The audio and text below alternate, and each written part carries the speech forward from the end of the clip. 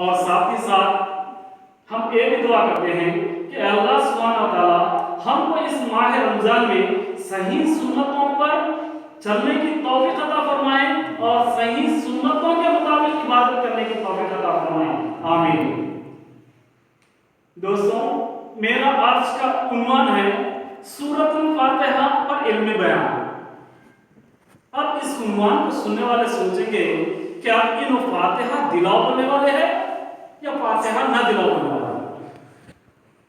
اگر مثال کے طور پر مان لیجیے، مثال کے طور پر میں نے کہا کہ فاتحہ دلائیے یا فاتحہ دلا سکتے ہیں، تو جو فاتحہ نہیں دلانے والے ہیں وہ لوگ کہیں گے نہ ہی اس کا ذکر قرآن میں آیا ہے، نہ ہی اس کا ذکر حدیث میں آیا ہے، نہ ہی کوئی صحابہ نے ایسا عمل کیا ہے، نہ ہی ائمہ اکرام نے ایسا کوئی عمل کیا ہے، نہ ہی تابعین نے ایسا عمل کوئی کیا ہے، نہ ہی اولیاء اللہ نے ایسا عمل کیا ہے، پھر یہ شخص کیسے کہہ سکتا ہے کہ اس طریقے کے عمل کے لیے لہٰذا یہ شخص جاہل اور جھوٹا ہے؟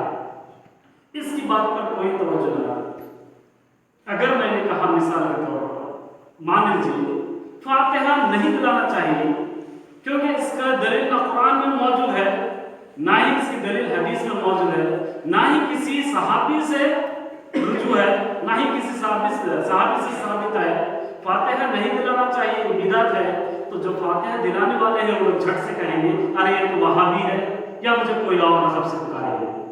اس لیے میں اس اختلافی گفتگو میں پڑھنا ہی نہیں چاہتا، اس چکر میں پڑھنا ہی نہیں چاہتا۔ انشاءاللہ تعالی میں جو کچھ بھی کہوں گا قرآن اور حدیث کی روشنی میں کہوں گا۔ دوستوں، میرا آج کا عنوان سورۃ الفاتحہ پر علمی بیان۔ اس عنوان کو آگے بڑھانے سے پہلے میں کچھ باتیں رکھنا چاہتا ہوں آپ سبھی کے سامنے جو آج کے دور کے ہمارے عبادتوں سے جڑی ہوئی ہیں۔ نبی کریم صلی اللہ علیہ وسلم کے دور میں ایک شخص تھا جس کے بارے میں یا یوں سمجھیے کہ یہ شخص اللہ پر اور رسول پر ایمان لایا تھا، اور ہمارے اکابر صحابہ دیکھ کر پورے اکابر صحابہ رشک کرتے تھے اس کو دیکھ کر اور کہتے تھے واہ کیا عبادت گزار ہے، اور کہتے تھے کاش ہم اس کی جیسی عبادت کرنے والے، کاش ہم اس کے جیسی نماز پڑھنے والے بن جاتے۔ جب وہ شخص مدینہ طیبہ میں درس دینے کے لیے یا تقریر کے لیے ٹھہرتا تو سبھی صحابہ بڑی غور سے سنتے تھے اس کے درس کو، کیونکہ اس دور میں محمد صلی اللہ علیہ وسلم کی محبت میں تقریر کرنے والا یا درس دینے والا مدینہ طیبہ میں اس شخص سے بڑھ کر کوئی بھی نہیں تھا۔ بڑی زبردست تقریر کرتا تھا اللہ اور رسول کی محبت میں، اللہ اور رسول کی شان میں۔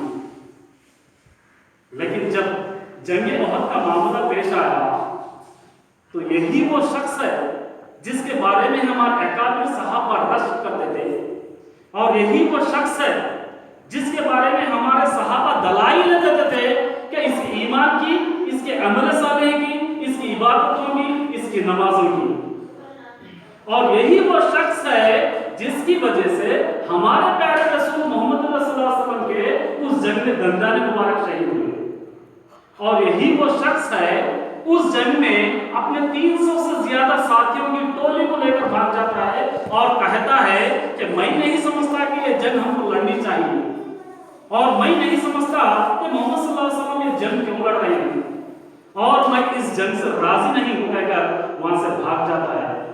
آئے وقت پر ہمارے رسول محمد صلی اللہ علیہ وسلم کی اور ہمارے صحابہ کی طاقت کو کم کر دیتا ہے۔ جب یہ بھاگ جاتا ہے تو آخر میں اللہ تعالیٰ وحی کے ذریعے بتاتے ہیں اے رسول اللہ صلی اللہ علیہ وسلم یہ شخص منافق ہے۔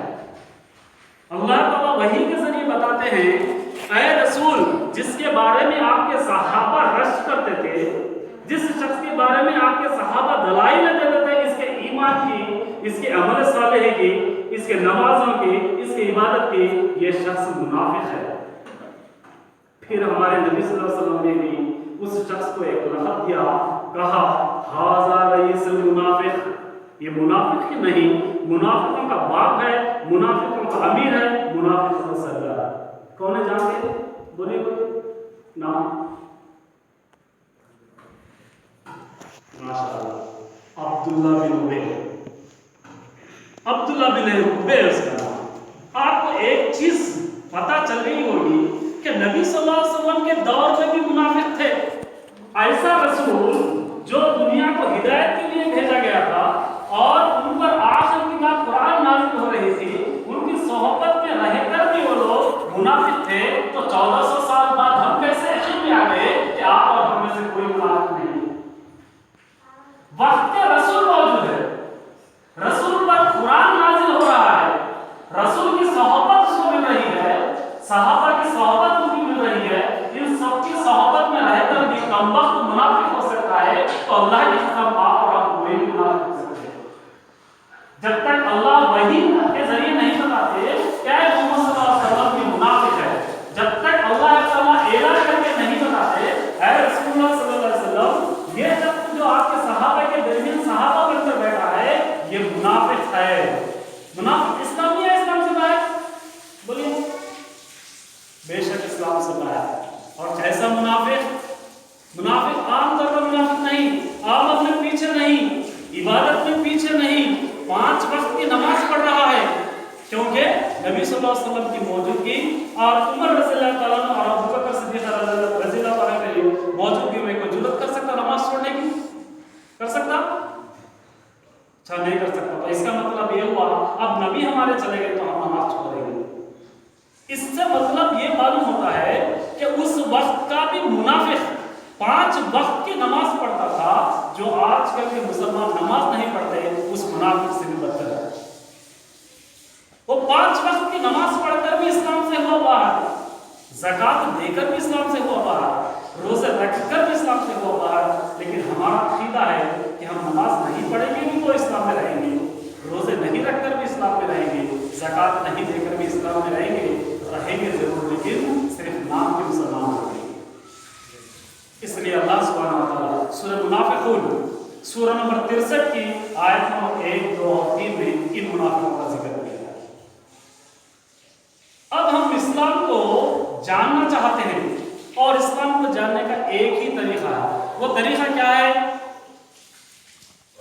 کہ اللہ کے نازل کردہ اس کلام پاک کو، اس قرآن مجید کو خود اپنے ہاتھوں میں لے اور اس کو کھول کر دیکھے کہ اللہ تعالیٰ اس قرآن مجید میں سارے انسانوں کے لیے ہدایت نہیں ہے.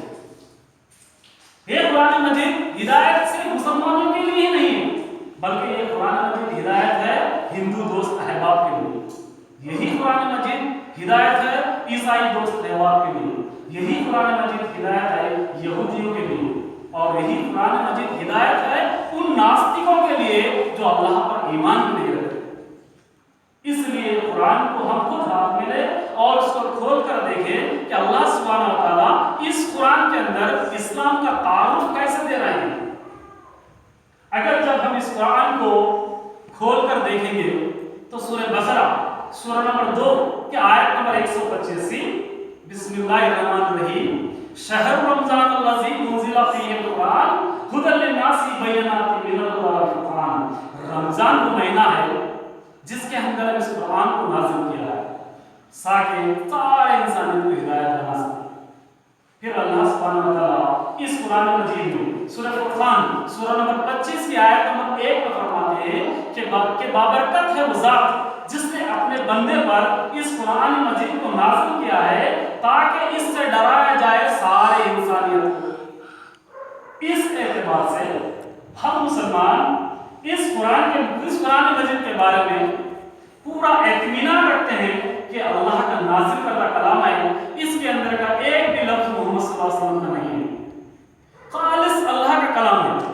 صرف ہم مذہبی اعتبار سے اس قرآن کو اہمیت نہیں دیتے بلکہ ہم یہ کہتے ہیں کہ یہ قرآن مجید سارے انسانوں کو اپنی ذاتی زندگی گزارنے کا ڈھنگ سکھاتا ہے.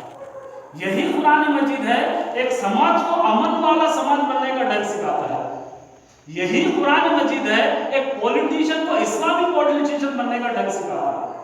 یہی قرآن مجید ہے ایک عہدیدار کو اسلامی عہدیدار بننے کا ڈھنگ سکھاتا ہے. ایک قرآن مجید ہدایت ہے تمام انسانوں کے لیے.